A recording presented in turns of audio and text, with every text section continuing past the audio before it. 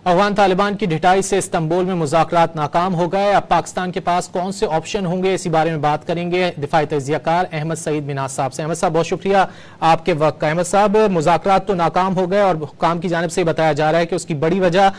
ये बताई जा रही है कि जो डोरें थी वो भारत से हिलाई जा रही थी अफगान तालिबान की, जो कि बड़ी वजह बने मुज़ाकरात की नाकामी की।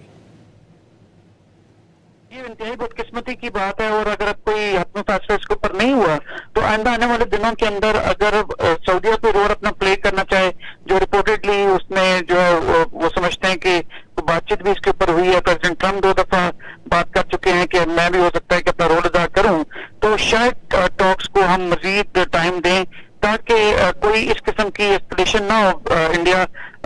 मोटिवेटेड या अफगानी तालिबान रजीम के साथ पाकिस्तान की। और ये भी हो सकता है कि हम डोमेस्टिक लेवल के ऊपर, जैसे मौलाना फजल रहमान साहब ने भी ऑफर की है या केपी की गवर्नमेंट ने भी ऑफर किया, तो शायद वहाँ के जो मशाइख हैं या जो उनके मलिक हैं उनको बीच में शायद डालें अगर फेडरल गवर्नमेंट इसके ऊपर एग्री करती है। लेकिन हर तरीके से पाकिस्तानी गवर्नमेंट और जो पॉलिटिकल लीडर और मिलिट्री लीडरशिप है वो टॉक्स को प्रेफरेंस देगी, और अगर कामयाब ये टॉक्स ना हुए और अफगानी रजीम ने अपनी हकदर्मी को बरकरार रखा और एक मोड ऑफ डिनाइल के अंदर है, तो फिर पाकिस्तान के पास आर्टिकल 51 यूएन चार्टर के तहत कोई ऑप्शन नहीं रह जाएगा